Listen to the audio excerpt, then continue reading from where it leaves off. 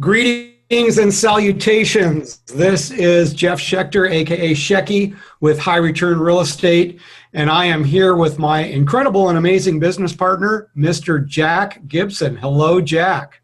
Hello, everybody. Excited to be here as always. Yeah, it's great. We've got a really fun one today called Deal Breakers. And not to sound like a Jerry Springer episode or anything like that, but we're going to talk about really the biggest red flags that we see when we go to acquire a property. And many of these things are the things that you should be looking at very hard, and things that from a statistical standpoint most often are the reasons why we would not buy these properties. Welcome to the High Return Real Estate Show, the podcast for heavy hitters. 2 men, 1 mission. It's time to build your empire. So again, welcome everybody. We're here on the High Return Real Estate Show with my partner, Mr. Jack Gibson, and we're talking about deal breakers.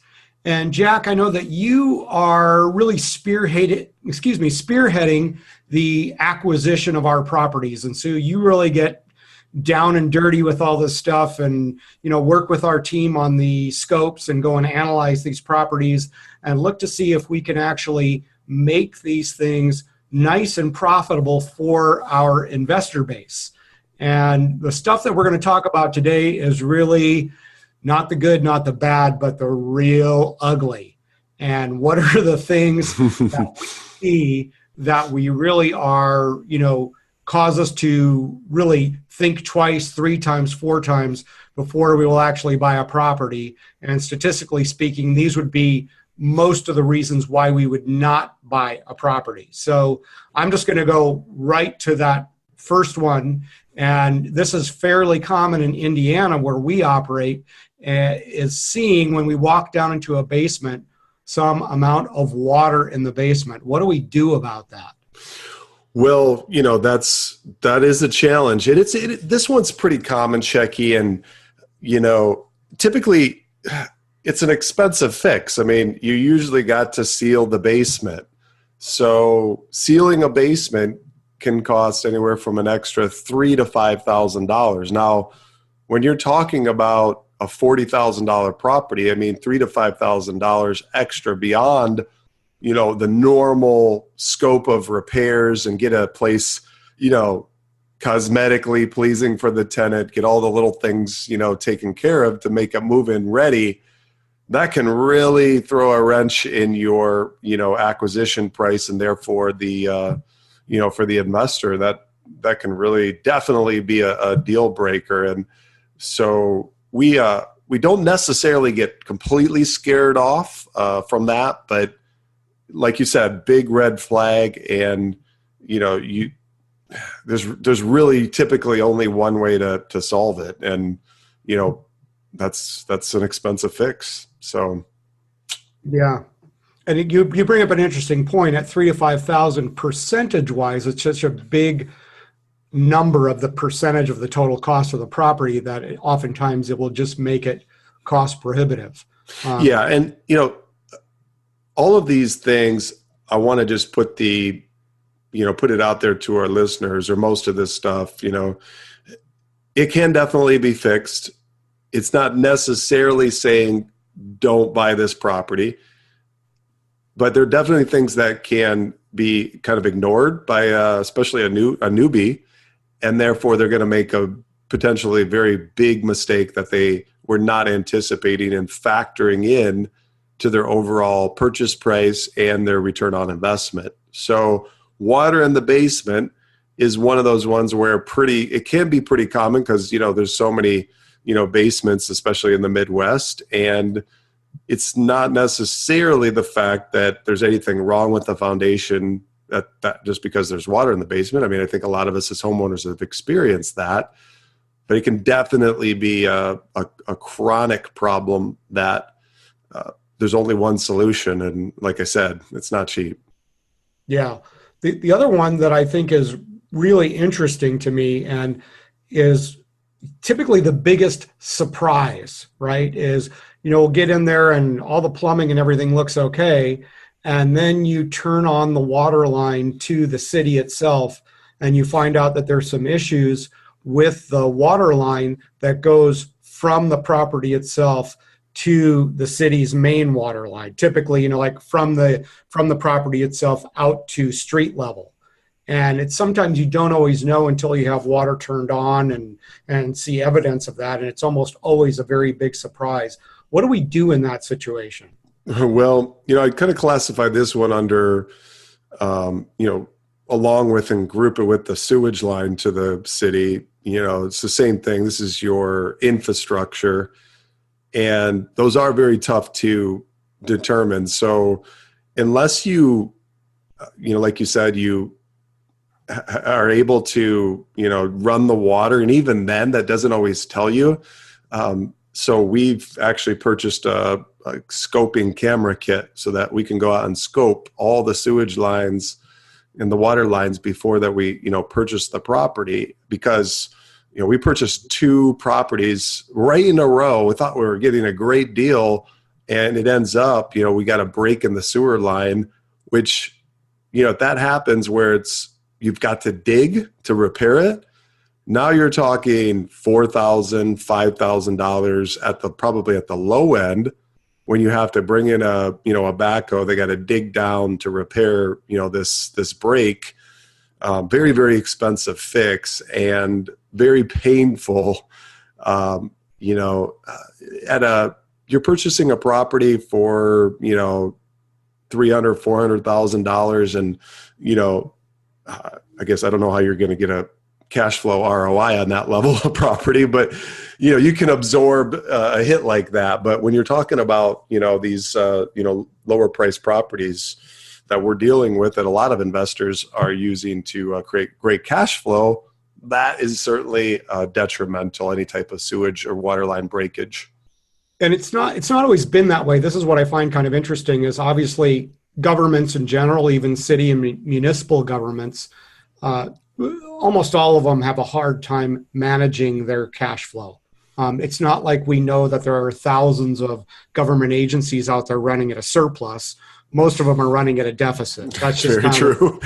Yes. So check with your own city and what you're doing, as you're listening to this podcast. But here in the areas that we work in, a few years ago, the city just made a determination. They used to actually cover the cost of any kind of issues of the line that was running from the street to the property. Once they started getting into a situation where they were having poor money management and they start looking for ways to offset that, they stopped doing that. So they just said, hey, look, all of a sudden, everybody that owns a property, you as the property owner are now responsible from that water line and that sewer line from the property all the way out to street level. And like Jack says, that can be expensive because you're digging trenches and, replacing all that stuff and, testing and water pressure. And there's just so many things that go into making sure that that's operating correctly. But so just check with your local municipalities about that. I know in the areas that we operate, that's been a big issue for us. And that's why this is really, really a big red flag. Yeah, no, great point, Shecky. I think absolutely right. I mean, some places will cover that and some won't. So I like what you said. Yeah. Next one is everybody's favorite topic is foundations. And, depending on the part of the country that you're in, those issues can be different. Like, for example, I lived in Texas for a lot of years, and there were no such things as basements, very few in Texas. Almost everything was a slab there. But given the way that the dryness and the wetness happened, there was a lot of ground shift, and we would see entire slabs cracking. Here in the Midwest, almost every place has a basement, and so the foundation issues are different. But what are you seeing, Jack, as you go out there with acquisitions with foundation issues? Well, certainly this is probably the one that scares off people more than anything, right? Like when you hear about, oh my gosh, it has foundation issues, a lot of people run and head for the hills, right? Hide the women and children, so to speak.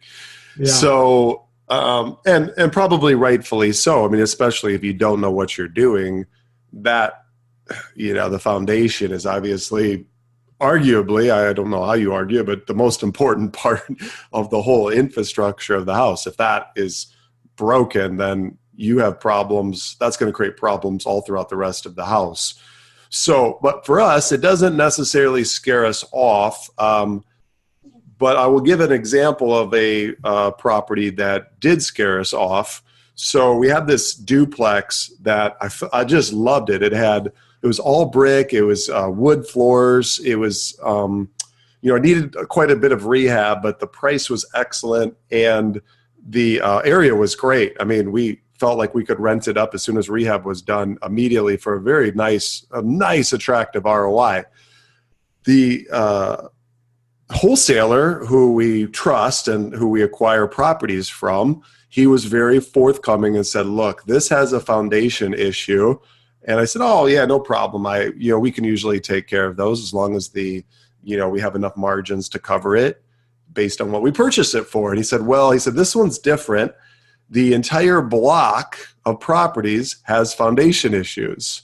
So he tipped us off and definitely killed his sale because we didn't buy it, but gained a lot of trust and respect from me because, he was very honest about it. So we were able to, we went into the property, we were able to fix the foundation. We had plenty of resources to be able to do it. However, what scared us off was the fact that there was a systematic issue throughout the neighborhood, which tended to lead us to believe that there was some definite issues with the soil that even if we do fix this foundation, then if we sell this property turnkey to an investor, 5 years from now, they could experience additional foundation issues due to the nature of that soil. I personally I couldn't sleep at night if I were to, fix a foundation, but then knowing that I passed it on to somebody else that could potentially see that problem all over again.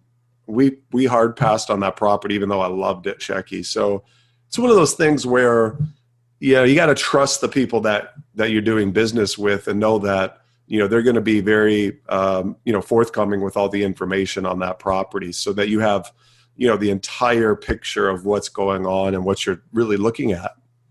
Yeah, you bring up a really, really great point too. And when you're talking about the wholesaler in this case being forthcoming about the situation and at least alerting you to what was going on the entire street, because I feel like, look, if you're an investor out there and to a certain extent, maybe you're wholesaling yourself, or maybe like us in some cases, we get properties a lot of different ways, but there are plenty of situations where we have great relationships with wholesalers and they know exactly what we're looking for and they'll send us properties to look at.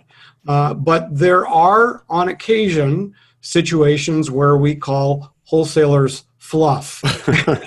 And so it's a chronic disease. Look, they're salespeople, right? So to a certain extent, they're wanting to peddle their properties. But, again, being in the turnkey industry, we have a responsibility to our end investors and we have to wade through that. So what I'm saying to you is if you're buying a property, especially directly from a wholesaler, just don't necessarily accuse them of being dishonest, but make sure that you do all your due diligence to make sure that the property that you're buying is in the condition that you want it to be in versus the price you're paying for it. And I know, Jack, what do you do in that situation when you're dealing with some wholesalers fluff? Well, they pretty much all across the board do it.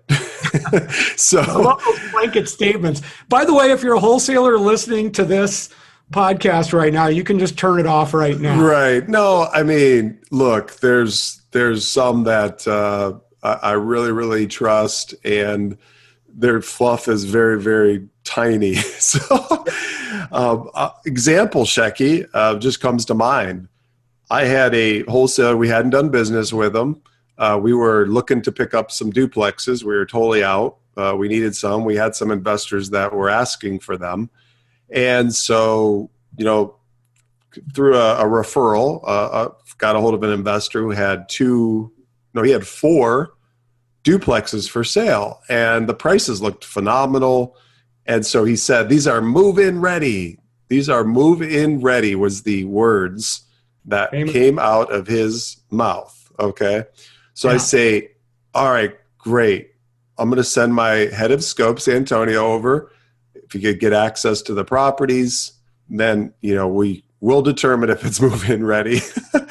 So Antonio goes over and he comes back. It's like, Jack, man, $20,000 we need to spend on this property. It has foundation issues. It needs there's mold. It has all kinds of drywall issues. So, that absolutely killed the deal. I went back to the wholesaler and said, look, your at these prices, it just doesn't work. We scoped it at 20. It's like, no way, it was 20,000. No way, that's move-in ready. Maybe a couple thousand. That's it. I'm like, okay, look,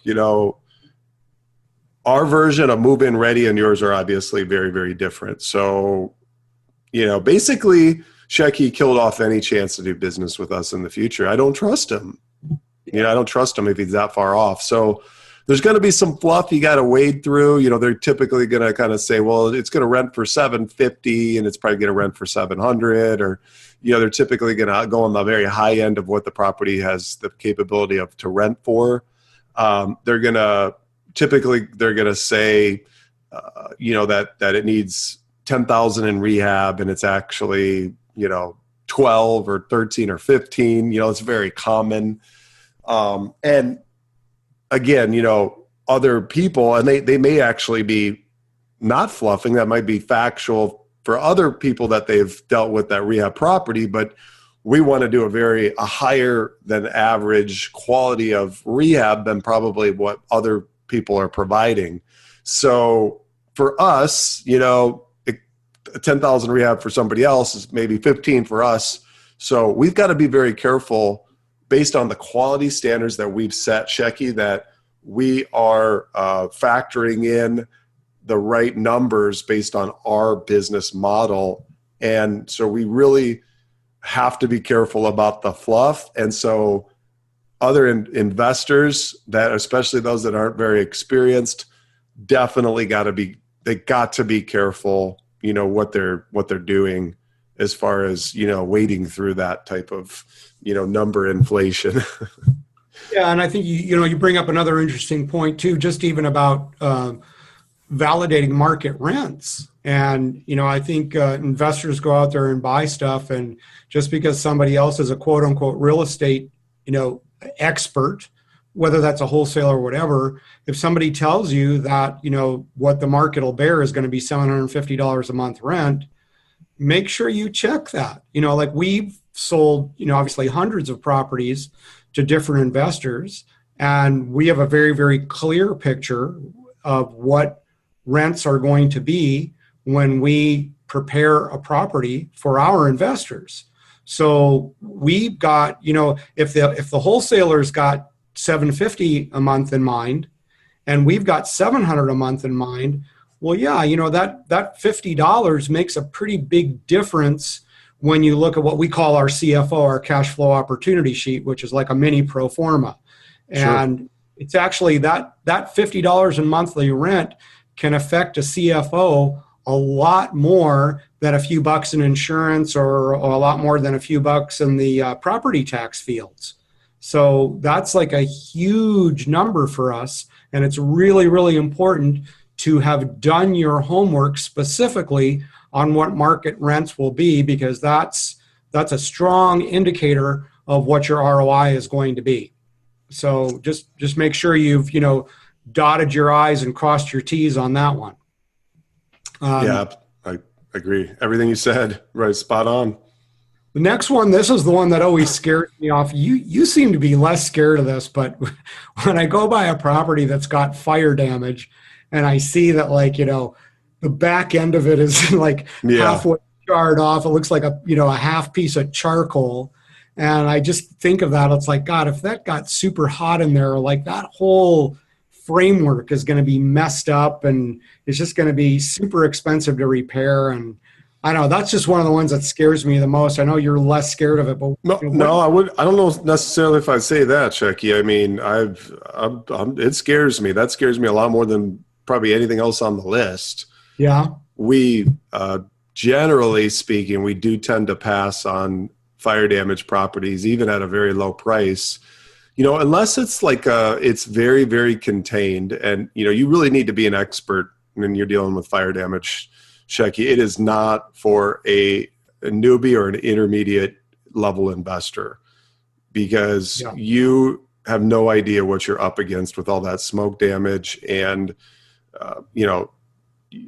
you're buying, a lot of times the value that you're buying, even at the, buying a dilapidated property, is the infrastructure of that property, the framing, the roof, the attic, all of that stuff. And if that is, big chunk, or sometimes even small chunk of that is taken out, that'll increase your cost tremendously. You'd be much better off just leveling the house a lot of times and just, building new construction than trying to mess around with a fire damaged house. So yeah, we do a lot of times, we do stay clear. We did pick one up at the tax sale that had some fire damage. It was limited towards the back side of the house. And we purchased the property at such a low amount that, we're able to make it work and rebuild that whole section. But, it's not going to be a cheap rehab. I'll tell you that. Yeah. I mean, that's a full gut job, it sounds like. Yeah, absolutely. So this one's kind of weird. And this is one where I know that when we first started off doing what we do, we had some issues with this. I know we no longer do, because we got wise to this, but this is kind of that hidden one, right? Is zoning issues. Mm-hmm. For example, I remember a long time ago, we had a fourplex, and, on paper it looked really great. And, for the most part it was rented out and cash flowing, whatever, but it was zoned as a duplex. And I know that created a lot of problems, just like with paperwork and insurance and all that. Can you speak to that? Yeah, Shecky, actually, it was, and we were, we all learn, right, as we go. And I always want to take care of my clients. So this was a property where it got a $40,000 rehab. It was, on paper, it looked great. I mean, the finished product looked great, but it turned out when we went to do the cash out refi, that it was zoned a duplex. And so they could only appraise it as a duplex. And so the appraisal came in terrible. So actually, I'm still working through that one. I have that one in my own portfolio. I will not sell that to another investor just to pan it off on somebody else. That's my problem.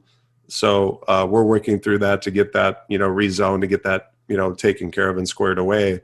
But that definitely presented quite a problem for me. And, like everything, sometimes education costs money, but I don't want my investors to pay the price in the education. I want to do that myself. Agreed. Yeah. But it's interesting. So now you're having to deal with, all the municipalities and zoning and paperwork, inspections and all that kind of stuff. And then you do get it approved. And then you got a situation where if it's going to be a fourplex, then you've got to have 2 more meters put in, and then you got to deal with all the utilities and show them all that paperwork and bear that cost of all the extra metering as well. Exactly. So it's a pretty expensive lesson there. So this one is a little bit more benign, but I feel like it's one of the easiest things for an investor to get caught up in is not drawing the line on what the class is of a particular property. And I'm just as guilty of this myself. In years past, I did plenty of flipping, and you always want things to be super nice, and the danger of maybe rehabbing something to a B class when you're in a C neighborhood, or people cutting corners the other way. They're in a B neighborhood, but they're only bringing a property up to C class standards. And how do you how do you determine that? Like, what are the criteria that we're using as we go out and do our acquisitions to make sure that that does not happen? Well, we have, our head of acquisitions and scoping, Antonio, has got 42 years experience in the market.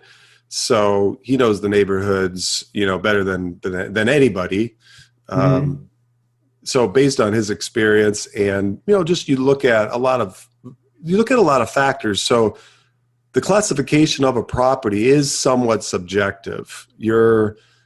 One person could say, well, that's a C. Another could say, well, that's a B minus. There's definitely, you're never going to have somebody probably exactly agree on, what the classification is.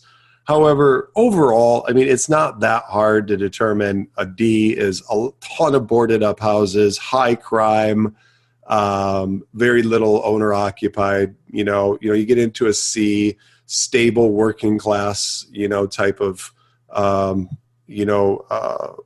neighborhood. The crime isn't such an issue. You still have crime reports right everywhere, but Sure. and then B class, you're getting into some nicer areas where a big chunk is owner occupied. You won't see a boarded up house typically in a B class neighborhood. So it is rather subjective, but you always want to do the rehab to match up with the neighborhood. You don't want to, like you said, you don't want to have get a C class property and then put so much money into it. You put it up to a B class standard, with the type of finishes and what you put into the bathrooms and the flooring and all that it now doesn't make sense. It's not, you're putting in way too much money that's not going to give you any type of return. It doesn't really matter to the class of tenant, and you're really just decreasing your overall ROI and spending money unnecessarily. And the same with a B class. You want to do what's just right for that property, not try to do a C class rehab in a B class neighborhood, because then you're really going to be having a hard time keeping getting a good tenant in there and keeping them there. So It's just knowing the area and what does it take to get this to become a performing asset. And you want to hit what's just right. As an investor, we don't want to spend too little. We don't want to spend too much. We want to do what's right to get that to become a long-term performing asset. So I think that's a challenge for a lot of newbies, is they approach it from an emotional standpoint, as if, what would I do if I lived here? How would I want it? Well, let's face it, most of investors that are buying real estate probably are in A-class houses. If they have that much extra, cash to put in and buy other property, they probably live in a pretty nice house, right? So then they're thinking in terms of, okay, I want this to be like what I would live in. And that's, you cannot approach it that way from an emotional standpoint. You really have to approach it from the numbers and what makes sense. Yeah, absolutely. And one of the things that I think is interesting is you talk about this emotional attachment, and that leads me to an extent to like the last thing I wanted to ask you about is when you're buying from actual owner occupants. Or any kind of seller for that matter. We talked a little bit about it with wholesalers, but it seems to me, and it's kind of a common joke throughout the investing community, that the seller always seems to be a lot more proud of that property than the buyer is, right? Sure. Like there's always this, like little bit of a battle that's going on back and forth. The seller always thinks it's worth more. The buyer always thinks it's worth less. But, how do you deal with some of these, just basically creating some trust with these sellers and making sure that they're not so overly emotionally attached that, we're talking about real business and you're taking some of the emotion out of the negotiating process? Because I feel like that's kind of difficult to do. Yeah. So, it's a big chunk of that, Shecky, is the experience, on our team. And the fact that we're going in and we have a set of numbers that we know are our parameters that we have to hit, or we just simply pass on the deal. So when I first got started in real estate investing, I almost thought there was like this shortage of deals. So I was much more apt to just say, yes, okay, I'll take it.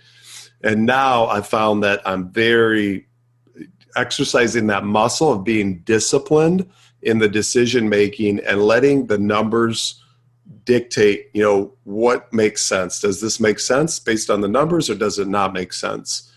We have a systematic process that we go through, a checklist, and you could refer back to the podcast that we did when we interviewed Antonio about how to rehab a property. So that's a great one for you guys to listen to, all about the scoping process that we take and what an expert, acquisitions guy looks at. So, but if you don't want to bother with all that, then, if you want to do it yourself, you've got to know a lot of things that you're looking for. There's a lot of moving parts and a lot of danger issues that you can go into as a newbie. So that's where, we feel that we come in and provide such value to our investor Sheckies, because, we're doing all of that scoping initially so that we can prevent these buyer mistakes, and we can prevent headaches and loss for other people, giving them a lot more security and protection in their investment, that they aren't going to get into trouble. And if they do, we know that we're providing a 1-year warranty to cover anything that, we could have possibly overlooked, which we're very good. And, I'd like to say that won't ever happen, but come on, we're all human, right? So that's why we have a 1-year warranty protection, to make sure that we've covered, everything that could possibly go wrong on that property. Yeah, and great points. And for the listeners that are wondering, I just happened to look it up. That is episode number 10, and it's called Buying and Rehabbing Houses with No Surprises. So if you really want to do a deeper dive into all of the little things that we address, this episode was obviously called Deal Breakers, and that's great. These are the ones that would most commonly be the reasons why we would walk away from buying a property, the most obvious ones. And for sure, they should be the most obvious ones for you too, to walk away from a property. So hopefully you learned some really great things on this episode. And Jack, I appreciate all your insights, because I know you just work so hard on these acquisitions with Antonio and making sure that everything happens the way that it's supposed to. And it's not an easy job. So no, it's not. And one final, I want to insert one final thought, is that I've never personally gone into a property and run through the checklist and done the scope myself. I'm the worst mechanically inclined. I'm not great at any type of construction, nothing. Okay, if you give me a hammer, you better run for the hills. So I'm not saying that I know how to do that, but I can hire people that are smart in that area, that know exactly what they're doing, that I trust, and I know that they're going to do it, and they're going to do a really good job. And then therefore that's going to protect us, our company, and our investors from making mistakes, so that we can just say, you know what, this doesn't make sense. We're not buying this at this price, or this is a hard pass. There's no way we can make this thing right. And we have to do that every single day, Shecky. That's a big chunk of my day is yes, no, no, no, no, no, no, yes. That's a lot more no's than there are yeses on what we get. Sure. Yeah, absolutely. And it's good when the processes are in place to where you can take the emotion out of it. And so for the listeners, again, that was episode 10, where we interviewed Antonio, and you can see that on our website, which is highreturnrealestate.com. And I also want to encourage you to click on the properties tab, because on that properties tab are where we show those CFOs, or cash flow opportunities. And that's just a mini pro forma. But I think now, after listening to this, you have a much better idea of really some of the really hard work and effort that goes into creating the kinds of opportunities that you see on those sheets, and the amount of effort that goes in to protecting you, the investor, from any real surprises, and to make sure that you have an investment that is profitable and performing for many, many years to come. So with that, I want to say again, thank you, Jack. I appreciate you as a partner, appreciate your leadership, appreciate all the things you do for our company, especially with the acquisitions. And again, appreciate the listeners. Thank you so much. If you liked our show or you got some good value out of this, please go to iTunes, give us a 5-star rating, or heck, go to any of the podcast dispensaries or publishing, platforms that go on and give us a thumbs up. We really, really appreciate it. That's the kind of thing, that extra 30 seconds that it takes you to do that is the kind of thing that helps us get more exposure so that more people can be in the know about this stuff. So that's it, man. I think that's a wrap. Jack, thank you. Yeah, it's a wrap. Have a great day, everybody, and we'll be back online here in just a few days. Thanks for listening. Thank you.